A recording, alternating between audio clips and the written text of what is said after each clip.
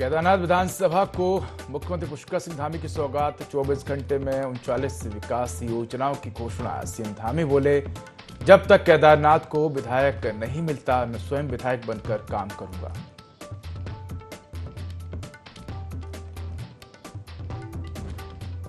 शिक्षा मंत्री डॉक्टर धन सिंह रावत ने 119 नवनियुक्त शिक्षकों को नियुक्ति पत्र सौंपे। स्कूलों की समस्याओं पर तुरंत कार्रवाई का किया वादा।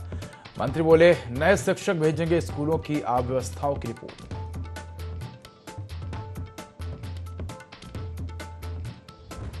हरिद्वार के 3 ग्राम प्रधान और 1 क्षेत्र पंचायत सदस्य के उपचुनाव में मतदान जारी। 23 पोलिंग पार्टियों के साथ 115 कर्मचारी तैनात। सुरक्षा व्यवस्था चाक चौबंद।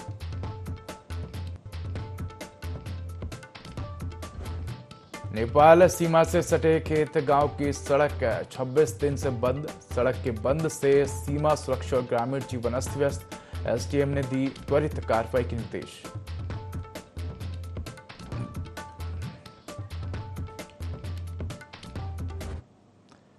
नमस्कार, मैं हूं देवभूमि लाइव में आपका स्वागत है। बुलेटिन की शुरुआत करेंगे तमाम बड़ी खबरों के साथ। तो बड़ी खबर देहरादून से है, जहां केदारनाथ विधानसभा को मुख्यमंत्री पुष्कर सिंह धामी ने सौगात दी है।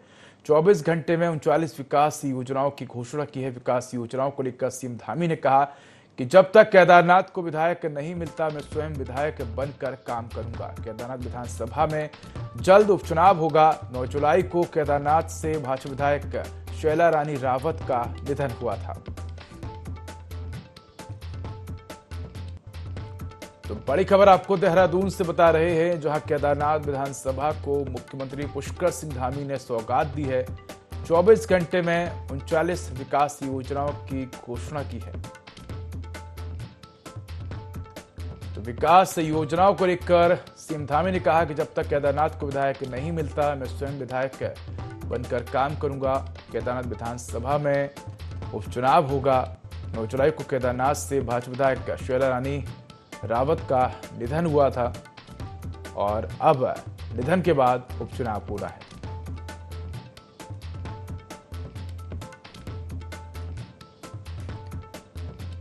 तो बड़ी खबर आपको देहरादून से बता रहे हैं, जहां केदारनाथ विधानसभा को मुख्यमंत्री पुष्कर सिंह धामी ने बड़ी सौगात दी है।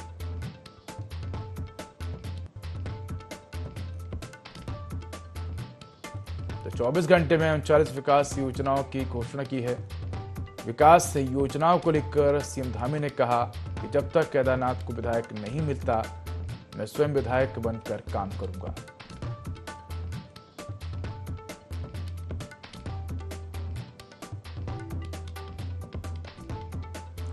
तो इसी खबर पर अधिक जानकारी के लिए हमारे साथ सहयोगी विनय जुड़ चुके हैं। विनय, केदारनाथ सीट पर उपचुनाव होना है। बीजेपी विधायक की मौत के बाद अब उपचुनाव होना है और ऐसे में जब तक उपचुनाव नहीं हो जाते तब तक मुख्यमंत्री पुष्कर सिंह धामी ने कहा है कि वे विधायक बनकर केदारनाथ का विकास करेंगे और इसी को लेकर 39 विकास योजनाओं की सौगात दी गई है। क्या अधिक जानकारी? जी बिल्कुल, देखिए आपको बता दें कि केदारनाथ विधानसभा को लेकर के जिस तरीके से मुख्यमंत्री पुष्कर सिंह धामी ने एक बड़ी सौगात यहाँ पर दी है और 24 घंटे में उन्होंने जिस तरह से 39 जो विकास योजनाएं हैं उनको लेकर के घोषणा की है, तो ऐसे में देखा जा सकता है कि मुख्यमंत्री पूरे उत्तराखंड के लिए जिस तरीके से यहाँ पर कार्य करते हैं, तो ऐसे में जो केदारनाथ विधानसभा है उसके लिए भी जो है जिस तरह से यहाँ पर सीएम धामी ने यहाँ पर बड़ा बयान दिया है कि जब तक विधायक जो है केदारनाथ सीट के लिए नहीं मिल जाता तब तक जो है मैं खुद जो है स्वयं इस व्यवस्था को यहाँ पर संभालूंगा। तो ऐसे में देखा जा सकता है कि मुख्यमंत्री का जो बयान है वो काफी महत्वपूर्ण है और ऐसे में जो मुख्यमंत्री ने का यहाँ पर खासतौर पर जिस तरीके से बयान आया है, तो केदारनाथ के विकास को लेकर के जिस तरह से यहाँ पर 39 जो योजनाएं हैं उसकी घोषणा यहाँ पर सीएम धामी द्वारा की गई है। तो ऐसे में देखा जा सकता है कि हर तरह से उत्तराखंड के विकास को गति देने का कार्य मुख्यमंत्री पुष्कर सिंह धामी जिस तरह से करते हुए नजर आते हैं, वहीं जब जिस तरह से यहाँ पर विकास को लेकर के यहाँ पर सीएम धामी ने जो घोषणा की है केदारनाथ के लिए, तो काफी महत्वपूर्ण जो है इसको माना जा रहा है। वहीं आपको ये भी बता दें कि जिस तरीके से यहाँ पर इन योजनाओं की बात करें तो इसमें जो मोटर मार्ग की बात करें या फिर जो है इसके अलावा सुधारीकरण या डामरीकरण की बात की जाए इसके अलावा यहाँ पर अन्य जो मेन जो कार्य हैं उनकी बात की जाए तो तमाम चीजों को जो है ध्यान में रखते हुए मुख्यमंत्री पुष्कर सिंह धामी ने केदारनाथ सीट के लिए जो है यहाँ पर विधायक साथ रहते हुए उन्होंने कहा है कि जब तक यहाँ पर विधायक नहीं मिल जाता है सीट के लिए तब तक खुद विधायक बनकर जो है यहाँ पर देखूंगा कार्य व्यवस्थाएं संभालेंगे। तो ऐसे में काफी बड़ा महत्वपूर्ण जो फैसला है वो सीएम धामी ने यहाँ पर लिया है जी। बिल्कुल। फिर अगर देखा जाए तो किस प्रकार के फिलहाल अभी केदारनाथ में रुझान नजर आ रहा है, क्योंकि अभी तक उत्तराखंड में जितने भी उपचुनाव हुए हैं और जो नतीजे सामने आए हैं वो बीजेपी के पक्ष में नहीं रहे हैं, लेकिन केदारनाथ सीट बीजेपी की सीट थी और ऐसे में जब बीजेपी विधायक की मौत हुई उसके बाद उपचुनाव हो रहे हैं, तो ऐसे में क्या एक सेंटिमेंट जो है वो बीजेपी की तरफ नजर आ रहे हैं, जनता का रुझान किस तरफ नजर आ रहा है, और जिस प्रकार से उत्तराखंड में लगातार विकास के काम हो रहे हैं, ऐसे में किस तरह का पूरे रुझान जो है वो बनते हुए नजर आ रहे हैं? जी बिल्कुल, मुझे देखिए उत्तराखंड की जो जनता है वो विकास के लिहाज से जो है विकास को देखते हुए ही जो है यहाँ पर अपना प्रतिनिधि चुनती है, अपना विधायक चुनती है। तो ऐसे में अब यहाँ पर जिस तरीके से शीला रानी रावत जो कि केदारनाथ से विधायक थी, के निधन के बाद में सीट जब खाली हुई है तो उसमें अब जो है बीजेपी की तरफ से पूरी तैयारी जो है यहाँ पर कैंडिडेट के लिए की जा रही है। साथ ही साथ विपक्ष की भी अगर बात करते हैं, विपक्ष भी जो है अपनी जीत का दावा करते हुए नजर आ रहे हैं कि जो केदारनाथ की सीट है वो विपक्ष अपने पालने में लाने की बात कर रहा है। तो ऐसे में यहाँ पर अब देखा जा सकता है कि भाजपा जिस तरीके से भाजपा की सरकार उत्तराखंड में है और जिस तरह से विकास कार्य उत्तराखंड में चल रहा है, तो उसको लेकर के जो पूरी यहाँ पर बात की जाए तो पूरे जो यहाँ पर विकास की बात करें तो विकास को देखते हुए उत्तराखंड की जो जनता है वो यहाँ पर अपना प्रतिनिधि चुनती है। और अब जिस तरह से उपचुनाव यहाँ पर होना है इस सीट पर, तो इसको लेकर के भाजपा भी अपना जीत का दावा पूरे जोरों शोरों से यहाँ पर ठोक रही है जी। बिल्कुल विनय, अगर देखा जाए तो मुख्यमंत्री पुष्कर सिंह धामी ने बड़ी सौगातें दी हैं और जनता के समक्ष पहुंचकर ये भी कहा है कि मैं आपके क्षेत्र में आपका विधायक बनकर काम करूंगा, और कहीं न कहीं जनता से जुड़ने का प्रयास किया है। लेकिन अभी तक के जो उपचुनाव में नतीजे रहे हैं वो बीजेपी के पक्ष में नहीं रहे। हालांकि हम ये भी देख रहे हैं कि जिस प्रकार के नतीजे कांग्रेस के पक्ष में रहे हैं उससे कांग्रेस का मनोबल भी बढ़ता हुआ नजर आ रहा है। एक बार फिर से कांग्रेस केदारनाथ विधानसभा उपचुनाव जीत के दावे कर रही है। जी बिल्कुल, उदय देखिए आपको बताना चाहेंगे कि गुजरात और मंगलोर सीट पर जिस तरह से अभी उपचुनाव हुए हैं और उस पर जिस तरह से रिजल्ट आया है, तो उसको लेकर के यहाँ पर कांग्रेस का मनोबल तो बढ़ा ही है। साथ ही साथ अब जिस तरीके से जो केदारनाथ सीट की अगर बात करें तो उस पर भी जो है पूरी तरह से पूर्ण बहुमत के साथ यहाँ पर जीत दर्ज करने की जो बात है वो यहाँ पर कांग्रेस भी कर रही है। लेकिन प्रदेश की जो जनता है वो विकास देखती है। मैंने अभी उदय आपसे अभी बताया कि जो प्रदेश की जनता है वो विकास देखती है, और विकास किस तरीके से जो है उत्तराखंड में किया जा रहा है, या फिर यहाँ पर शीला रानी रावत जो कि विधायक रही है केदारनाथ से, वो उनकी जो छवि है किस तरीके की रही है, उनके लोगों के लिए जो है जिस तरीके से उन्होंने अपने क्षेत्रवासियों के लिए अपनी विधानसभा में कार्य किए हैं। तो ऐसे में देखा जा सकता है कि पूरी जो यहाँ पर तैयारी है, भाजपा भी इसमें कोई कसर नहीं छोड़ना चाहती और केदारनाथ सीट के लिए जो है पूरी तरीके से जो है यहाँ पर आश्वस्त दिखाई दे रही है कि केदारनाथ की सीट पर जो है भाजपा की जीत होनी सुनिश्चित है जी। बिल्कुल विनय, अगर देखा जाए तो इस बार उपचुनाव के दौरान किस तरह के मुद्दे रहेंगे, क्योंकि एक यूसीसी बड़ा मुद्दा रहा था। इसके अलावा अगर देखें तो जो बाहरी राज्यों के जो लोग हैं जिस प्रकार से उत्तराखंड में बस रहे हैं, उत्तराखंड की जमीनों पर कब्जा करते हुए नजर आ रहे हैं, एक वो भी बड़ा मुद्दा है। महिला सुरक्षा बड़ा मुद्दा है, नशा बड़ा मुद्दा है, इसके अलावा बिजली एक बड़ा मुद्दा है। ऐसे में कौन से मुद्दे इस बार उपचुनाव में प्रभावी रहेंगे?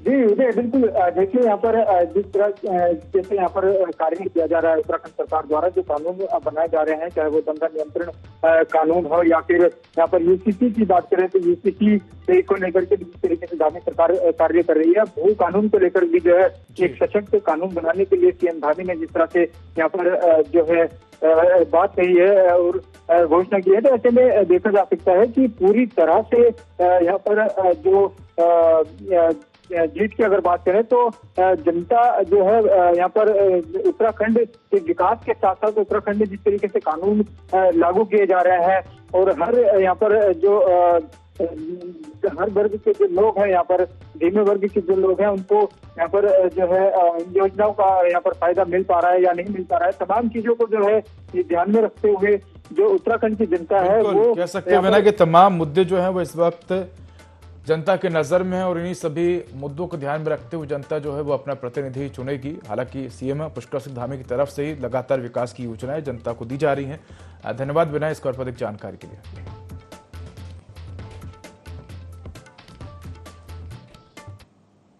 कांग्रेस बुद्धिजीवी प्रकोष्ठ सदस्यता अभियान चलाने जा रहा है, जिसके तहत अगले वर्ष तक प्रदेश भर में 14,300 बुद्धिजीवियों को जोड़ा जाना है। वहीं कांग्रेस प्रदेश प्रवक्ता शिशपाल सिंह मिश्र ने कहा कि कांग्रेस का हर प्रकोष्ठ सदस्यता अभियान चला रहा है, जिसके तहत बुद्धिजीवी प्रकोष्ठ भी यह अभियान चला रहा है और जनता के बीच जाकर सरकार की जन विरोधी नीतियों को उजागर कर रहा है। इस अभियान के तहत विश्वविद्यालय के शिक्षकों, वैज्ञानिकों, शोधार्थियों, सेवानिवृत्त कर्मचारियों को संगठन से जोड़ा जाएगा, जिससे कांग्रेस को बुद्धिजीवियों का एक नया वर्ग मिलेगा और भविष्य में नीति बनाने और जनता के बीच अपनी बात पहुंचाने में आसानी होगी।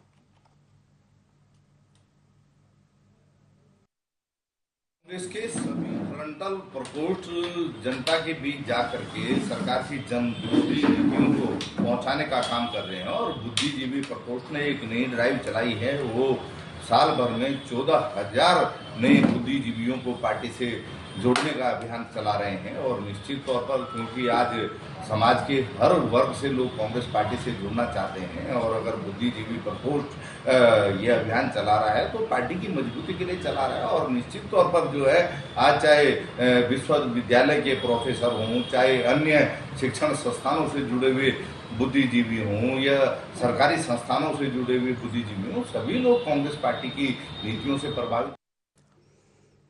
चौखंबा ट्रैक पर फंसे दोनों पर्वतारोही को सुरक्षित निकाला गया है। दोनों महिला पर्वतारोहियों ने बीते 80 घंटे और एक स्लीपिंग बैग का सहारा लिए अपने अनुभवों को साझा किया। जोशीमठ के एस्किमो एडवेंचर के एक विदेशी पर्वतारोही दल के सदस्यों ने अपना चौखंबा 3 आरोहण रोककर 3 दिन से लापता चल रहे इन महिला पर्वतारोहियों को खोजने में एसडीआरएफ, इंडियन एयरफोर्स के साथ अपना अहम योगदान दिया है।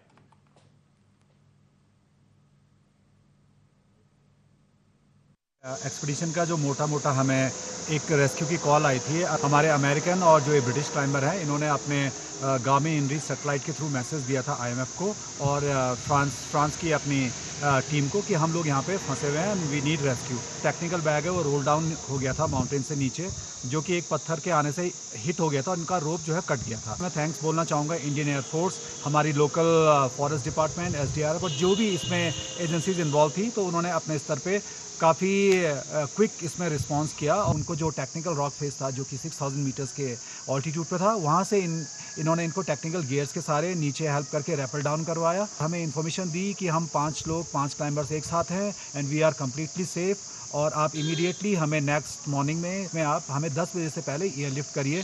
फिर हमने इसमें हायर अथॉरिटीज़ को कांटेक्ट किया और उन्हें बहुत जल्दी प्रॉम्प्टली इसमें एक्शन लिया। अपने जोशीमठ के ज्योतिर्मठ के हेलीपैड में ले आए। तो big salute for Indian air force and all competent authorities who are looking for this rescue mission. Uttar Pradesh के डासना गाजियाबाद के शिव शक्ति धाम के महंत यति नरसिंहानंद की आपत्तिजनक टिप्पणी को लेकर बीते दिनों जिले में अलग अलग जगह प्रदर्शन किए गए थे। नरसिंहानंद के खिलाफ प्रदर्शन करते हुए कई सारे नारे लगाए गए थे।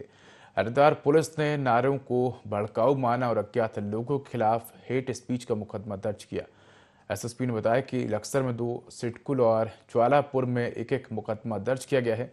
एसएसपी प्रमेंद्र रूपाल ने बताया कि विरोध प्रदर्शन की आड़ में सड़क मार्ग को जाम कर आमजन को दिक्कत पहुंचाने के साथ ही भड़काऊ नारे लगाए गए। इस तरह के नारे हेट स्पीच की श्रेणी में आते हैं। आरोपियों की पहचान की जा रही है। एसएसपी के अनुसार सोशल मीडिया पर नजर रखी जा रही है। सोशल मीडिया पर कोई भड़काऊ संदेश अपलोड करता है या उसे आगे बढ़ाता है तो उसके खिलाफ कार्रवाई की जाएगी। के द्वारा जो भाषण दिया गया था, जिसको तत्काल कई समितियों द्वारा प्रतिक्रिया व्यक्त की गई थी।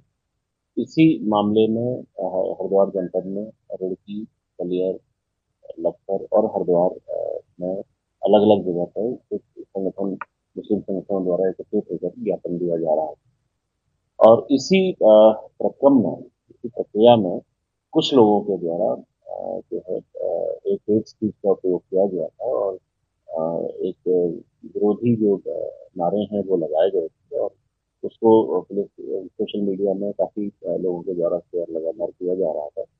तत्काल पुलिस ने इसमें कल कार्रवाई करते हुए 4 अन्य अलग अलग जगहों पर अभियोग पंजीकृत किए हैं। इसमें खासकर 191 और 196 CNF में अभियोग पंजीकृत किए गए हैं।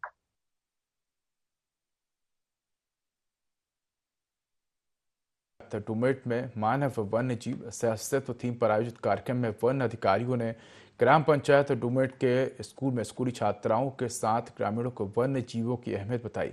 कहा कि वन्य जीव की सुरक्षा में ग्रामीण का सहयोग जरूरी है। दरअसल गांव के सामाजिक कार्यकर्ता नारायण दत्त जोशी की अध्यक्षता में हुए कार्यक्रम में लांघा रेंज अंतर्गत आने वाले डुमेट गांव में पहुंचे वन दरोगा रिडकू रावत और उनकी टीम ने ग्रामीणों और स्कूली छात्रों को वन्य जीवों की अहमियत बताई और वन्य जीवों की सुरक्षा के लिए ग्रामीणों के साथ मंथन किया। और उन्होंने कहा कि वन्य जीव सप्ताह 2 अक्टूबर से 8 अक्टूबर तक मनाया जाता है, जिसका आज समापन किया जाएगा। आज ये हमारे वन विभाग द्वारा जो ये प्रोग्राम किया गया, पूरे ग्रामीण क्षेत्र में एक जागरूकता रैली निकाली गई और ये हमारे स्कूल के बच्चों ने भी सभी को जागृत किया। तो इस विषय में हमारे जंगलात वालों ने सभी को ये मैसेज दिया कि हमें जैसे ये वन में जो हमारे जानवर हैं ये वैसे किसी को भी कोई नुकसान नहीं करते और इनको अगर छेड़ा ना जाए, कोई इनको वो न किया जाए तो ये किसी को भी कोई नुकसान नहीं करते। प्राथमिक विद्यालय डुमेट में वन एवं वन्य जीवों की सुरक्षा के लिए एक विचार गोष्ठी और जन जागरण रैली बच्चों के द्वारा की गई, जो गांव में भ्रमण करके ग्रामवासियों को जागरूक किया गया कि वनों के प्रति और वन्य प्राणियों के प्रति आप जो है जागरूक हुए और हमें हमारे वन्य प्राणियों की एवं वन्य प्राणियों वनों की सुरक्षा में योगदान करें, सहयोग करें। विश्व हिंदू परिषद नेत्री साध्वी प्राची ने अपनी जान का खतरा बताते हुए पुलिस से शिकायत की है। हरिद्वार के प्रेस क्लब में प्रेस कॉन्फ्रेंस करते हुए साध्वी प्राची ने कहा कि हरिपुर कला स्थित उनके आश्रम गीता कुटीर में एक दूसरे समुदाय की लड़की हिंदू ID कार्ड देखकर रुकी हुई थी। उसकी गतिविधियां संदिग्ध लगने पर तलाशी ली गई तो लड़की के पास से धारदार हथियार और उर्दू में लिखी कुछ किताबें बरामद हुई हैं। साध्वी प्राची ने इसे अपने खिलाफ साजिश बताया और थाना रायवाला में शिकायत कर कार्रवाई की मांग की है।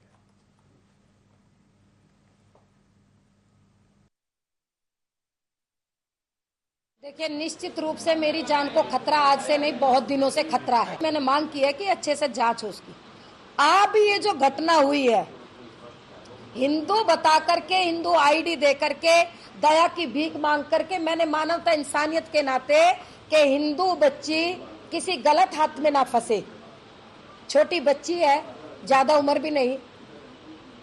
अब मुझे शक हुआ उसकी गतिविधि पर 10-15, क्योंकि मैं बाहर रहती हूँ, अक्सर मैं कमाती हूँ। 10-15 दिन पहले मुझे शक हुआ, मैंने पुलिस को इन्फॉर्मेशन दी और पुलिस को इन्फॉर्मेशन देने के बाद उसको निकालने की भी वो कहा कि हमारा ये उद्देश्य नहीं था कि पे इसकी इंक्वायरी की जाए, कुछ भी नहीं था, क्योंकि मैं तो मानवता इंसानियत के नाते उसकी सेवा की, उसको रखा आश्रम पे। तो फिलहाल इस बुलेटिन में इतना ही। खबरों का अपडेट के लिए देखते रहिए IND 24। नमस्कार।